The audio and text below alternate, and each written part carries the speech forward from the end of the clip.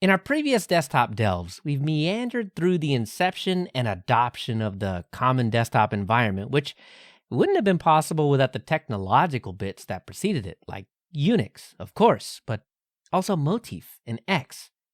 But disagreements, licensing, and stagnation toward the end of its Unix reign marred the project such that it eventually took a backseat to newer and more open desktops like the desktop we covered next, XFCE. Now, XFCE made its mark taking inspiration from CDE and dug in hard with the idea of modularity. Every piece does its job, but integrates into other pieces of the desktop rather seamlessly. Everything was optional, even the options. But while its licensing wasn't quite as open as most distributions would have liked, earlier in its life, Xforms and the inherited licensing was dropped in favor of GTK and the GPL.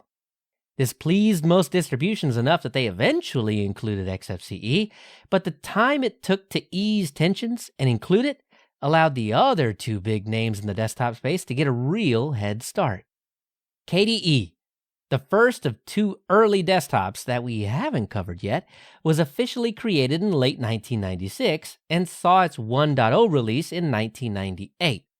But we'll save that drama for another time. For this little journey, let's focus on the GNOME desktop project. Yeah, you heard that right. And indeed, GNOME, spelled with all capital letters, was an acronym. It stood for the GNU Network Object Model Environment, at least after a little bit. The original idea, as proposed by Miguel de Icaza, was to develop a free set of applications and tools to succeed CDE, and to compete against its ever so slightly older free software sibling, KDE. Why not join forces with KDE instead, one might ask? It's philosophical, well, of course. You see, like XFCE basing on Xforms, KDE was based on the Qt, or Qt, toolkit by Trolltech, which at the time was viewed ambiguously. The Free Software Foundation, authoring entity of the GNU General Public License, yes, the same GNU, viewed Qt as not compatible with the definition of free software. And the FSF was most assuredly a force to be reckoned with at the time. This stance was ironclad, leading many to believe that KDE was doomed from the start. At this early stage of desktop development in general, this made a lot of sense. An integral piece of free, as in freedom, desktop was non-free? Unacceptable. With that understanding, Miguel de Icaza forged ahead, inviting any and all to join the project and its mailing lists. On August 15th, 1997, he wrote in his inaugural GNOME email, "We want the applications to have a common look and feel, and to share as many visual elements and UI concepts as possible.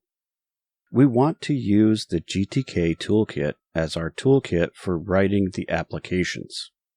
We want to encourage people to contribute code and to test the code so that the software will compile out of the box by using GNU's tools for automatic source configuration." De Icaza also noted that the G in GNOME wasn't just for show. As most GNU software, GNOME application code will be released under the GNU GPL. GNOME-specific libraries will be released under the terms of the GNU LGPL. While there are references to GNOME 0.12 and certainly other development releases and snapshots, the first official release announced on the mailing list was GNOME 0.13 on March 10th, 1998. Miguel de Icaza noted, "To help people get started with GNOME, we are making a development snapshot of the GNOME source code. It is important to remind that this is a development snapshot. I am doing this just to get people in sync with what is going on with the GNOME hackers. Most developers are now using GNOME CBS for their day-to-day work, so we have been quiet about what is actually going on. A pair of release announcements noting that GNOME 0.20 and 0.25, curiously named Drooling Macaque, were out, came and went. By September, a little over a year after GNOME's original announcement, GNOME 0.30 was released and brought together all of the ideas conjured up so far by the desktop hackers under the GNOME umbrella. By late 1998, KDE hackers were beginning to grow disillusioned by Trolltech's insistence on the proprietary licensing model for Qt. And while Trolltech had promised some easing of proprietariness, no such substantial change actually happened. While both the GNOME and KDE projects had their development ups and downs at the time, as well as interpersonal infighting and shots across project lines, Red Hat Linux was sitting back and taking notes, and maybe lending a hand with their Advanced Development Labs arm. It turns out that the decision by Deicasa to adopt a fully free license was quite likely one of the biggest boons to GNOME adoption. But of course, a final 36-hour rush to fix bugs and make it look cool with a new theming system before a presentation of the desktop to Red Hat didn't hurt.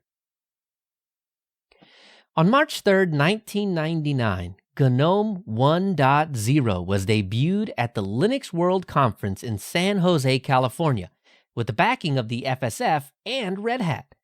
And while there were plenty of bugs, crashes, and inconsistencies, GNOME had proven itself a capable desktop running on Linux, BSDs, and Unixes. It had a bottom panel, reminiscent of CDE, but also taking cues from other systems like Next and Windows.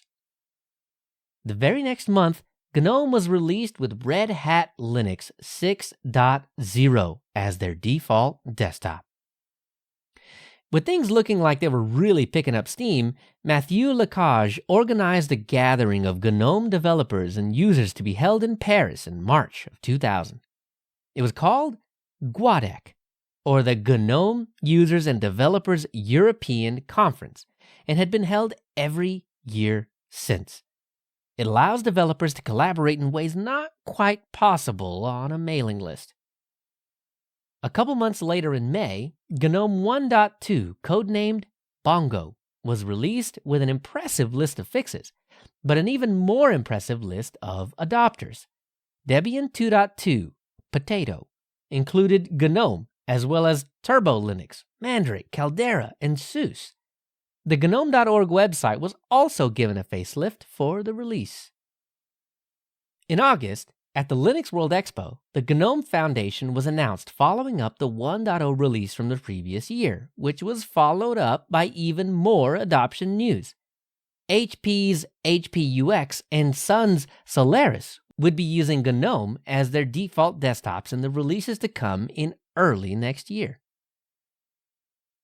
The previously announced foundation would be formally founded on March 5, 2001. The very next month, GNOME 1.4, codenamed Tranquility, was released. And up until this point, GNOME Midnight Commander was the file manager in GNOME, ported from Deicasa's original Midnight Commander released in 1994. It had a rocky and bug-filled road since early GNOME, but was eventually scrapped for the newer, more stable Nautilus, contributed by Andy Hertzfield and his Easel software development company. If Nautilus doesn't ring any bells, maybe GNOME Files will. Files still has its roots firmly planted at this point in time. 1.4 also came with the Sawfish window manager and 5 different clocks, since up until now the developers took an add everything you can approach. But this ultimately wouldn't be feasible. GNOME 1.4 would be the longest-lived release of any release to date at 14 months. But that longevity was a direct result of the work being shifted from the 1. branch to a new major version, 2.0, released on June 26, 2002. Things certainly changed in GNOME in this release, and while there was always debate on the mailing lists and in other places, one thing became clear. and has stayed true to this day. Any new major interface changes will bring plenty of disappointment to some. 2.0 certainly had changes, with its sights set squarely on accessibility, design, and usability. Using research by Sun Microsystems and a later push by Havoc Pennington, lots of things got a facelift. All of that on top of the monumental task of porting everything over from the original GTK to GTK2. The idea had been around for a little while, especially with the influence of Red Hat on the project, but over the next 2 releases, a cadence would be set. 2.2, released on February 5th, 2003, would be the last non-time-based release. It brought improved theming and icon themes along with the usual slew of bug fixes. 2.4 would change the way GNOME released forever. It landed on September 10th, 2003, and would begin a cycle of 6-month releases that is still being targeted now. The idea is to ship software on a predictable schedule so that enterprises, distributions, users, and everybody in between would know when to expect changes and begin forecasting the work needed to implement things. This predictability would turn out to be another huge boon to GNOME adoption. This year was also the beginning of a trend where the interface would try to only present preferences to the user rather than settings. The difference being, preferences couldn't break your system. For instance, a wallpaper or color scheme, while settings, on the other hand, might. In 2004, GNOME version 2.6 and 2.8 were released, and they brought automatic USB device detection, network resource detection, evolution, the email client, and remote desktop in the form of VNC built right in. 2.8 also brought in the most iconic visual representation of what GNOME 2 really felt like, with a top panel that contained a clock, launchers and menus, and a bottom panel that had the workspace switcher and the running applications list across the bottom. It also vastly improved Wi-Fi, suspend and resume, and overall power management. It also used a new theme, Glider. Another big milestone for the project was Ubuntu coming onto the scene and selecting GNOME 2.8 to include in their very first release, Warty Warthog, in October, further cementing GNOME as a major player in the Linux scene. Ubuntu would continue to use GNOME on the desktop by default for the next 6 years. The rise and success of Ubuntu was covered a few episodes back. Over the next few years, GNOME kept its 6-month release pace. In 2005, 2.10 improved Nautilus and made video playback and CD ripping easy with Totem and Sound Juicer. 2.12 introduced the ClearLooks theme that became iconic across the desktop. In 2006, 2.14 made huge bounds in performance in GNOME Terminal, beating out the slimmer Xterm by more than 4 times the on-screen printing speed, and brought searching to Nautilus. 2.16 brought webcam functionality, the Tango icon set, and style guidelines, as well as the ever-popular, if not a little crashy, wobbly Windows. In 2007, 2.18 really shows that GNOME has hit their stride, looking prettier every release and bringing in things like vertical font layouts for some languages and a note-taking app for the desktop. 2.20 brought improvements to Nautilus, Evolution, and many other small tweaks. 2.22 and 2.24 in 2008 brought the Cheese webcam application, empathy based on the telepathy framework for instant messaging, and tabs within Nautilus. This is also about the time that GNOME 3 planning and development came to the forefront, and this showed in the smaller number of new features this year and in the 2 ahead. 2.26 and 2.28 in 2009 brought better file sharing, fingerprint reader support, and better Bluetooth support. Up to this point, GNOME had been a GNU project, hence the intentional pronunciation of the G at the beginning.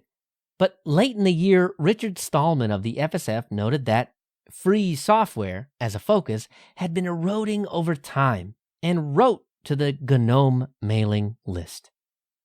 GNOME is part of the GNU project, and it ought to support the free software movement. The most minimal support for the free software movement is to refrain from going directly against it.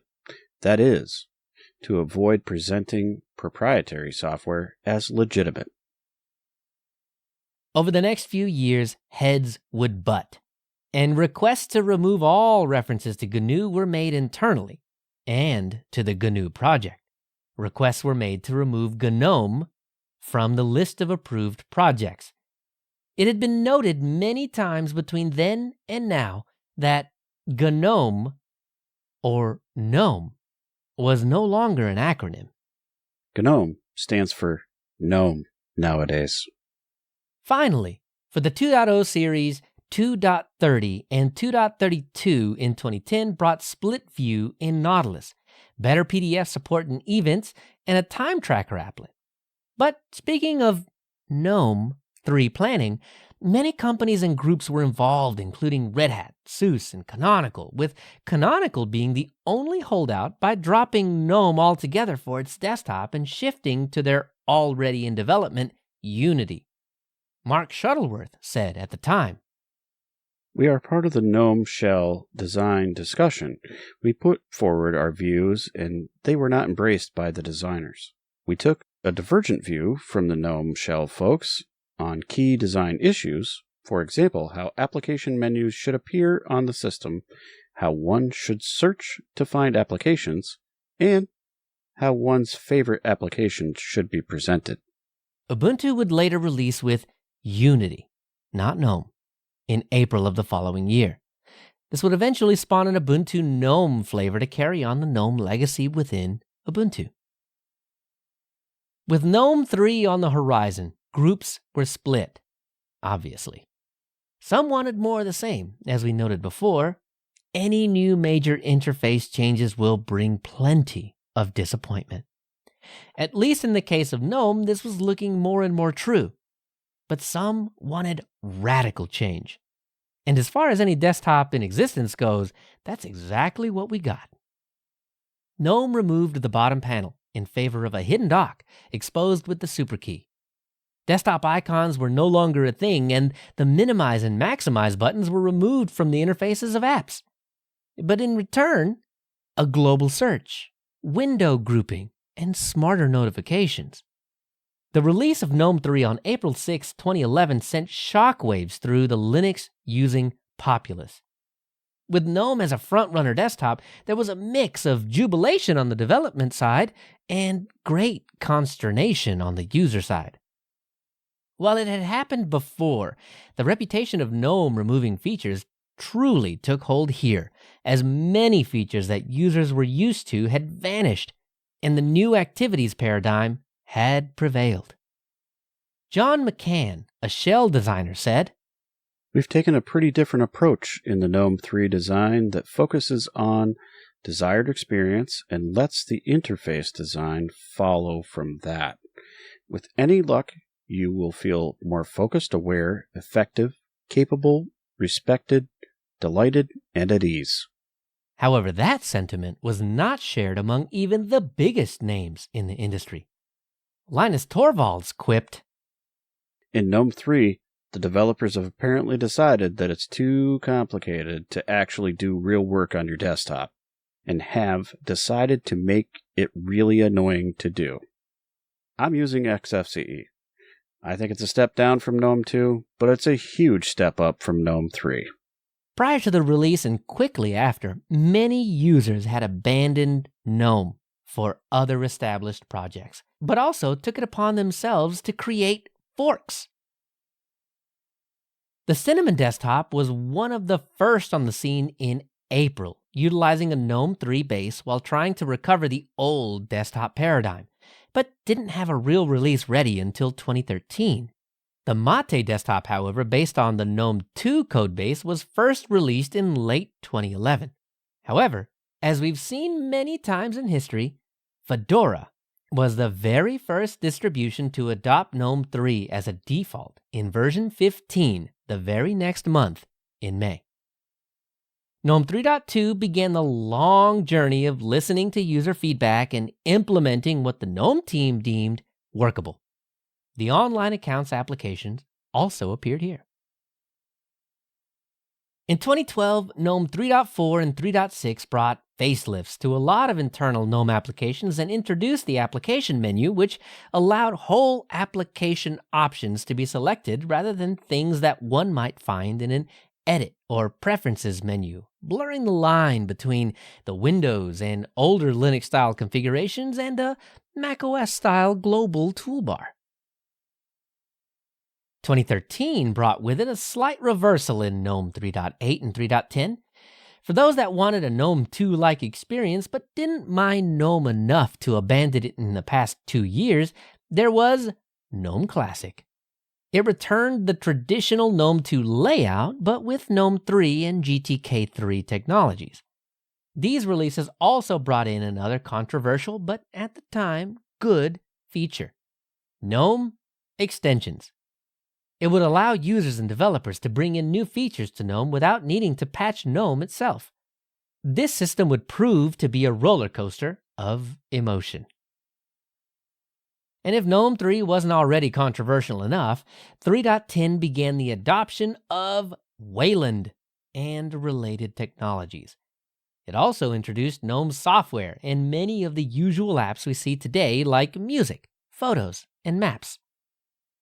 Things were really returning to normal, and even Linus Torvalds, originally critical, returned to using GNOME for his day-to-day work, but noted that They have extensions now that are still much too hard to find.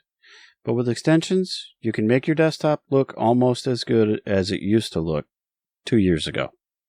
the next few versions of GNOME struck a consistent tone of listening to feedback and implementing what the developers deemed as the good stuff, and generally improving overall. Extensions would break version after version, giving GNOME yet another reputation with which to grapple. Notably, 3.16 brought the notification system in the top panel as we know it today. 3.18 brought the Linux vendor firmware service integration. 3.20 simplified the update process within GNOME software, and 3.22 introduced XDG apps, or as we know them now, Flatpaks, to the desktop. Curiously though, during 2014, Groupon, the couponing company, decided that they would make a tablet and name it GNOME. Over the course of the year, Groupon tried to strong-arm the GNOME Foundation out of their name. After making a call to the community, the GNOME Foundation managed to rack up over $100,000 for legal fees. And the backlash for Groupon was swift. In November, they dropped their lawsuit and changed the name of their hardware. Back to GNOME, it had its 2 usual releases in 2017, with 3.24 bringing in the night light for late-night screen time, and 3.26 improved search. In October, in a seismic sea change, Ubuntu drops their attempts at Unity, but not their display server mirror, and returns to using GNOME, bringing the spin-off flavor Ubuntu GNOME back into the fold. However, not without a few major tweaks to the desktop via extensions. Over the next 2 years, the desktop was further improved. 3.28 allowed starring or favoriting documents within Nautilus, and 3.30 focused on slimming down resource usage and new apps like Podcast. In 2019, 3.32 brought fractional scaling support, and 3.34 allowed app grouping in the application overview. Still in 2019, the GNOME Foundation found itself again the target of litigation. This time from Rothschild Patent Imaging for violating one of its patents it had acquired years prior. RPI had up until this point earned the Patent Troll title. The software in question was Shotwell because it could import and organize pictures. The GNOME Foundation was again able to raise over $100,000 to defend itself, but ultimately settled with RPI to secure a license to continue with Shotwell. However, in the following years, RPI was stripped of its patent rights, but left in its wake plenty of damage. The next year saw even more improvement with 3.36 embracing extensions, more by dedicating an application to manage them. And 3.38 focused on onboarding with a new welcome tour and redesigning some apps like Screenshot and Sound Recorder. Now, the first release of 2021 would have normally been something like 3.40 or maybe a 4. Something. But GNOME decided to go a different route, dropping the major version number, 3 in this case, altogether was the ultimate play, leaving only the 40. This also began the long process of porting all GNOME applications to GTK4. It, once again, caused controversy by redesigning the activities overview. But as far as comparison goes, this was likely the mildest controversy GNOME ever set foot in. It also introduced new power modes for power consumption. GNOME 41 improved multitasking by adding options to configure the hot corner, screen edges, and workspace. GNOME 42 in 2022 brings with it a global dark mode setting that applies to all applications that support libadwaita. It also introduced a new terminal named Console. Speaking of libadwaita, this brings yet another controversy. Libadwaita is meant to homogenize the desktop experience so that things look and feel the same across all apps that use GNOME, and is, in part, a result of dissatisfaction from the developer community because themed apps can cause issues, and in turn, bug reports. The move to libadwaita comes at the cost of being unable to use the themes that users were used to prior. A good step for GNOME and GNOME developers, but a bad step for things being how they used to be. Following that up, GNOME 43 brought improvements to the Quick Settings dropdown. It added a screenshot button, a sound device selector, and the dark light mode UI selector.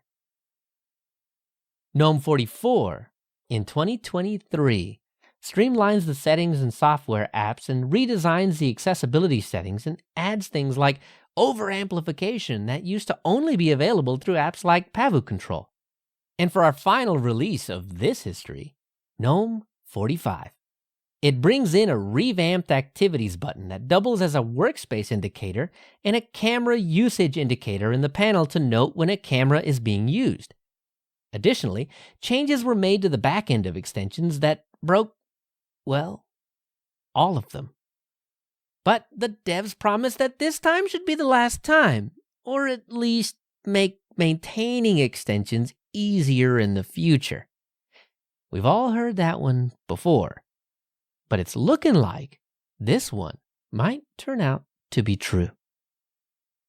You can catch all the great topics as they unfold on our Lemmy, our subreddit, or our news channel on Discord. And Leo, you know how you get there? It's lus.sh/Lemmy